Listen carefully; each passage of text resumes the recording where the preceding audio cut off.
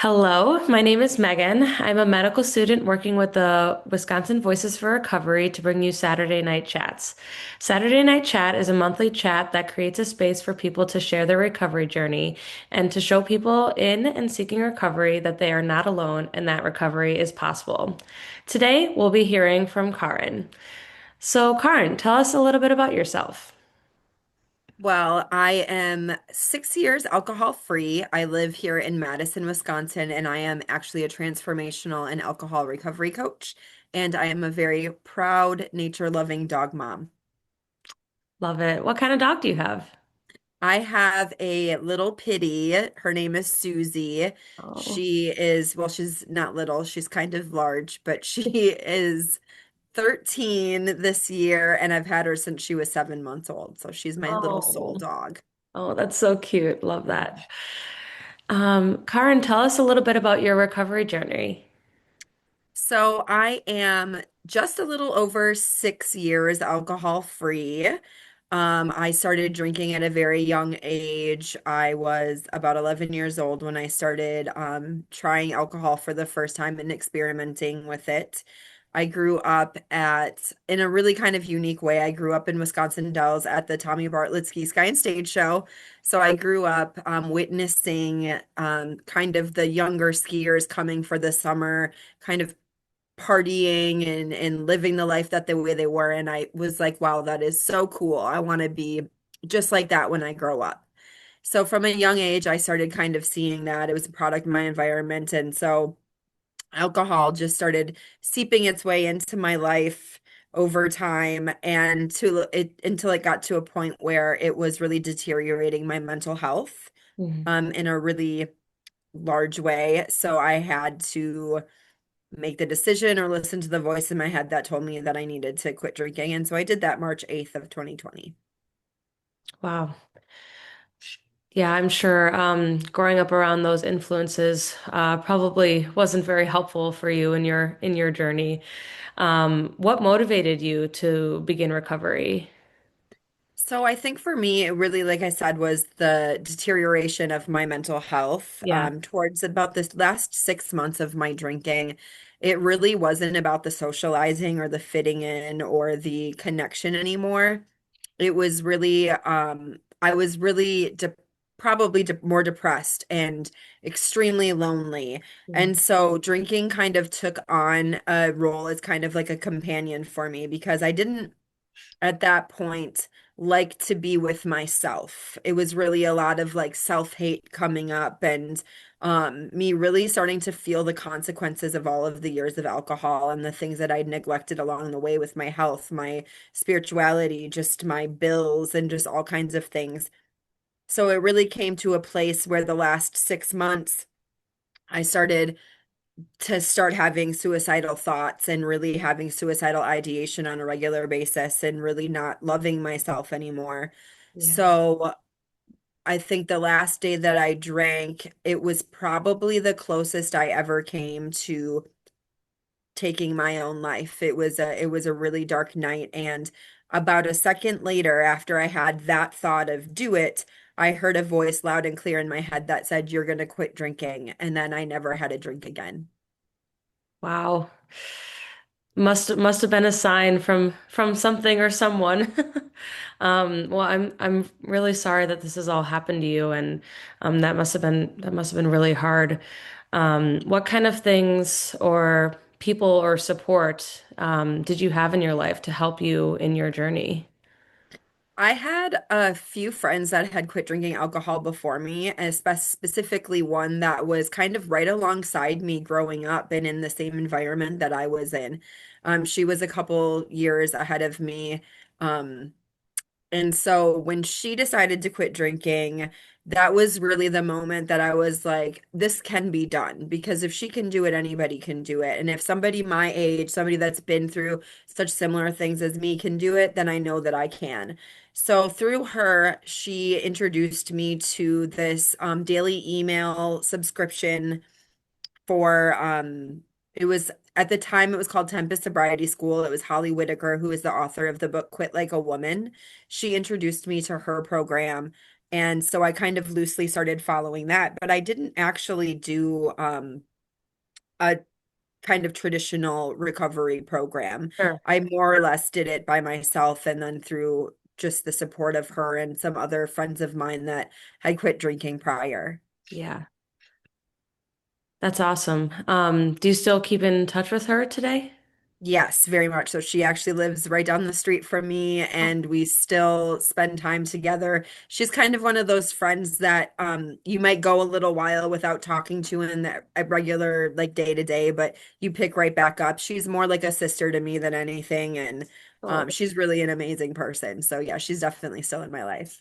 oh, that's so amazing. Um, how about were there any times that you encountered the medical system that you felt super encouraged or supported by in that aspect? I personally have not. I didn't Okay. really go that traditional route of it, Yeah. but I have, as a coach, helped people, like clients and stuff, go through that system. And it's been, wonderful. I think that everybody has their own path and just their own way of doing things and their own needs when it comes to their recovery. It's such a spectrum of different needs and different places that people are with their alcohol use. So it's really great that it exists and that people have what they need in all kinds of different ways. Definitely. Could you tell us a little bit about your work as a coach? Sure. So I do one-on-one coaching primarily at the moment. So that looks like I have 3 and 6 month containers for people that I really haven't zeroed it down right now. I'm really open to helping anybody. I think that we're best equipped to help the person that you used to be. So eventually I might narrow that down a little bit. But for now, I just really help and support people. We get a one-on-one call each week and then daily check-ins, voice memos, texts. I'm just kind of staying up into the way that people communicate this day and age. But I'm really there to just help support, be a friend holding your hand Yeah. in whatever way that may look like. That is anywhere from just the check-ins and just the phone calls to if you got a DUI and you needed me to go to your court date with you, or if you needed me to make appointments or phone calls on your behalf. I'm really there to do anything that is needed to support you in your journey. Wow, that's really cool. How did you get into that work? So when I quit drinking, I quit right before the pandemic hit. So there was this 3 months that we weren't able to like go out and be social and be around people. So I really lived my journey and my story online, where I Yeah. started just like sharing the good, the bad, the ugly, everything in between, and I didn't sugarcoat anything. Mm. And I think people started really resonating and seeing that. So over the course of a couple years, I've personally helped about 11 people get and stay alcohol free long term just by them reaching out to me on social media. Yeah. So it made me think about it a little bit later to do it into more of an official capacity. So I got my certification and have just been from my lived experience at helping and supporting people in that way. So it was kind of like a natural thing that just kind of happened for me. Oh wow, that's so cool, and what an amazing impact you've had on those people. I'm sure that must be kind of an emotional burden too, though, with you and your own recovery. How do you manage that? I really waited until I was over 5 years Okay. before I started this work. I knew right away it was something that I eventually wanted to get into, but it wasn't something that I really jumped into until I knew that my sobriety was very, very strong and that I would be able to take on people's emotions. And because a lot of things that can come up can still be triggering for anybody in Right. their recovery journey. I Yeah. don't think we're ever to a point where we're necessarily done. I think Right. that it's a lifelong journey. I think we do get stronger and it gets easier, but I think that there's always something that can trigger us on the day to day. So I was just very certain that I was ready to take on that kind of work. I also have to do a lot of grounding before and after to just be taking on the energy, and you never know what's going to come up and how it's going to affect you. So just being really strong and remembering that your purpose is to be helping that person, and it's not really about me, it's about them. Yeah. Wow. That's really amazing. Um, I know you personally haven't had a lot of healthcare interactions in your recovery journey. Has have you interacted with the healthcare system for the people you help coach at all? Yeah, I have a little bit. So I Yeah. have a client that has needed a little bit more help in that way than what I can just offer them as a coach because we're Yeah. not therapists, we're not clinical. So we work alongside people in the medical field and we Okay. have like a good relationship with them. And our one of our jobs is to create and be a resource for people. So I've had to deal with that and getting people into rehab and into detox and stuff like that. So. Very cool. Mhm. How has navigating the healthcare system kind of on the other side of things been for you? Um, I think it's about the same as it is for most people. It Sure. it can be really difficult, Yeah. but I think you create, from my perspective as a coach, creating those relationships with people is really important because I know that there is kind of a thing that happens for people that are in active addiction where they're maybe not treated as great as they should be in the healthcare system. Mhm. So having somebody kind of advocate for you and be on your behalf, I think helps them out a little bit. It just really depends on the situation and where you're at again in your recovery. So it can be difficult to navigate and it can be, okay some days. It really just depends. Yeah, definitely. Um, yeah. Have you noticed like I don't know if you've been in like emergency departments or like therapist office or I guess sort of what sort of trends have you seen in kind of different aspects of the healthcare system? No, I will wheel it back to with the therapist office and stuff. I did get two DUIs. So I Okay. did have to go in myself and Yeah, one go through the class and then I did have to go through the counseling myself. So I'll speak on that because then it's coming from me. sure. I had a really great experience with that. I think it was really helpful for my recovery eventually because I was ready for it. Hmm. I was obviously court ordered to have to do it, and I loved that that was an option instead of going to jail. I was given the option to work on recovery. So I think that that was really good. So I had a really good positive experience with it, but I do know that some people have a lot harder time, and it is based off of all kinds of different things. I think that there is a little bit of a stigma and judgment that comes with people in addiction. And I think that sometimes they're not treated as fairly as they should in the medical world, but not just there, but pretty much just anywhere. Right. Yeah. And I think that's really hard to navigate, on the patient side, but also like in your position as a coach, like Mhm. trying to advocate for your client and just get them the best care that they need. Right. It can be difficult. Yeah, I'm sure. Mhm. Um, I guess another thing on like the medical side, I'm not sure if you've seen this at all. Have you noticed any of your clients use like pharmacological therapy, like medications at all? I have had one that has good success with it, and it's been very, very helpful for them. So that's really the only experience that I've had with it. I didn't do it myself. Yeah. I'm kind of an anomaly with the way I was able to just quit, and I recognize that, and I am grateful for that because I know Yeah. that there are people that have a lot tougher of a journey to get there than I did, and it's nice that there are those medications that are available to people, to help them if they need them. Yeah, definitely.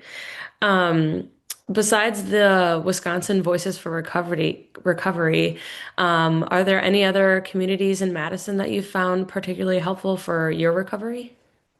So there is not an it's not like I would say like an official program or community. It's one that a peer started Okay. and it's called Happy Sober Free.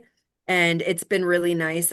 She does a lot of like community events for sober and sober curious people. So I found those to be really fun and helpful. There's been brunches, there's been hikes. I curate a couple sober events myself. I Oh, do right. recovery hikes one Sunday a month at Governor Nelson State Park. I do that. So I kind of try to create spaces as well. Yeah. Um, I've, because of going through the recovery coach training, I have gone to a lot of different meetings and just tried out different things and seen different communities.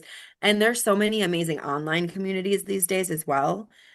She Recovers is a really amazing one.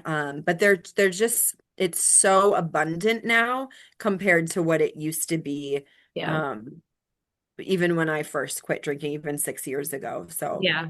Yeah. mhm. What are the interactions like with others in the community? Do you guys talk a lot about recovery, or is it more just kind of supporting each other in like just a friendly way? I think it's really a little bit of both. I feel Sure. like when you are connecting on a sober level, I feel like there's a lot more intention and connection that actually happens, and you kind of get through that surface level stuff really quick.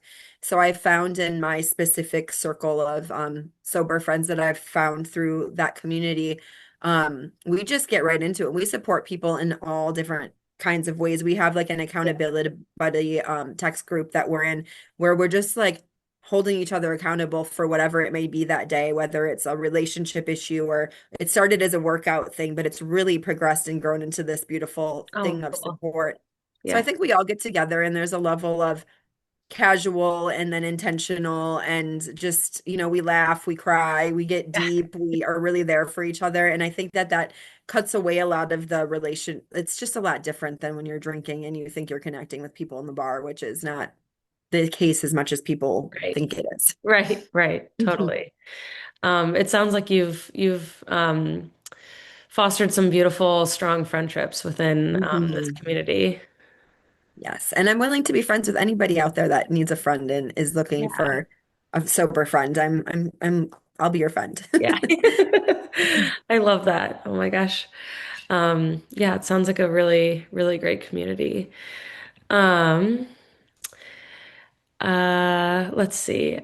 Is there any advice do you have any advice for people who are maybe thinking about being sober curious or wanting to start being sober? Anything that you think would help them? Yeah, I really think that the moment you kind of start hearing that voice in your head that is leaning you towards wanting to explore sobriety or leaving alcohol behind, I think that is kind of a cue and a sign for you to start getting radically honest with yourself. One of my core things that I like to share with clients and that I did for myself was to sit down, give yourself a lot of time to do this, make a list. One side it says the things that alcohol is adding to your life. And Mm. then the other side is the things that alcohol is taking away from your life.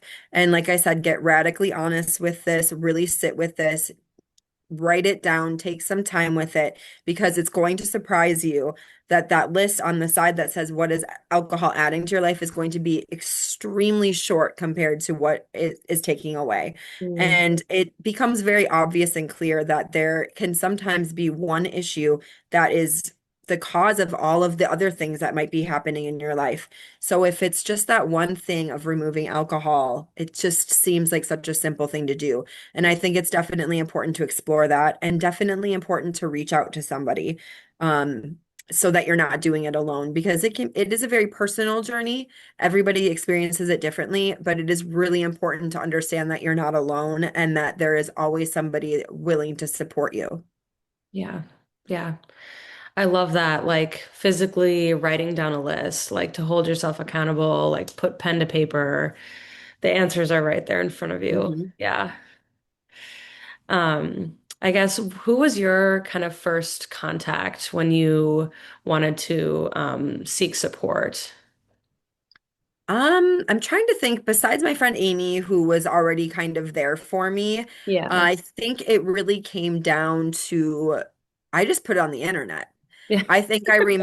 I remember to this day me putting a post, and sometimes it pops up in my memories. Yeah. And it was just me, anybody who's been alcohol free for a long time, how did you do it? Was it worth it? I was just so curious and I just wanted to hear from people who had been through it. And Yeah. I think I got like 100 responses on that. And it was Oh, just wow. such an encouraging, amazing, beautiful thread of people just being nothing but sending love and encouragement to me. Like, you can do it, you should do it. And people sharing their experiences. And it was just like, kind of a no-brainer for me at that point. Like, I really need to do this. And now when anytime that memory pops up, I look back at it and it still will bring me to tears to this day that I'm just Yeah. like so grateful that I followed all of that advice and I went through with that and I did that. So it Yeah. was really a whole team of people that still to this day support me so much on my journey. Oh, that's so amazing. Like looking back at that post, I'm sure you're like, oh my gosh, look at how far I've come. Like, and Hmm. I still have so much, more to go and more to accomplish. And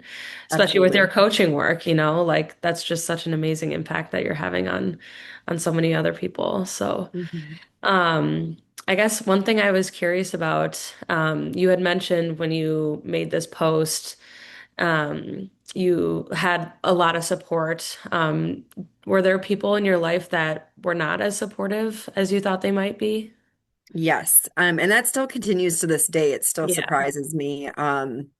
There are different levels to that as well. I think that there is, whenever somebody gets sober, it's automatically like you're holding a mirror up to other people and it's showing them maybe things that they don't want to face or they don't want to deal with. Yeah. So there is a lot of distance that comes with quitting drinking. You do lose people along the way. Some of them are just your bar friends that you thought were your great friends and you were building all this connection with, but they're not people that are calling you to hang out outside of the bar. Right. Um, there's also, for me, it was a level of expecting a little bit more, maybe validation from my family where I thought that they would instantly be really excited about it. But Hmm. I think that there's also a level of when people have known you your whole entire life and you make a big change, I think that it takes a really long time for those people to catch up with who the person you are now is. I Yeah. think they still kind of see you as who they always knew you to be. Hmm. So it takes a little bit of grace on my end to kind of remember that. But I work harder every day at showing them that I have changed and walk the walk and talk the talk. So Yeah. yeah. But you're still you, and you Mhm. still have all the amazing parts that they love about you. And Better parts yeah. now. Yeah, I would say right. much better. Right. Yeah. How, I guess, how do you navigate those relationships now? I've had to really give myself permission to set strong boundaries. I think that there are just some people that, by no fault of their own, aren't going to make changes in their own life. And so naturally, when we start growing and evolving, and those people kind of aren't keeping up per se, there's got to be a level of stepping back and putting up boundaries so that you're not being disappointed all of the time and having kind of unnecessary attachment to their thoughts and their need for validation for yourself, because I really am one of those people that seeks validation and needs it from outer sources. Unfortunately, it should all come from within, but that's easier said than done. I'm Right. still a work in progress, so Right. other people's opinions of me still does matter a little bit to me. So it's really just setting boundaries and having to remind myself to not be disappointed all of the time. Yeah. And I think that's a part of, being human is that we need Hmm. that external validation. And, Hmm. especially when people that we love don't give that to us, I'm sure that's been hard and Yeah. difficult to navigate. Hmm. Yeah. Yeah. Um, yeah. Well, thank you so much for sharing. Is there anything else you'd like to share before we close out this interview today? Just if you're thinking about, if you're watching this and you're seeing this and you're watching it because you're curious about not drinking, um, this is your sign. This is the voice that's saying you should go for it. You should give it a try. And I promise you, It's going to be tough in the beginning. It's going to be one of the hardest things you've ever had to do, but it is one of the most amazing choices you will ever make for yourself. And it gets really, really beautiful. So you can do it. Amazing. Thank you so much, Karin, for sharing. Thank you so much, Megan.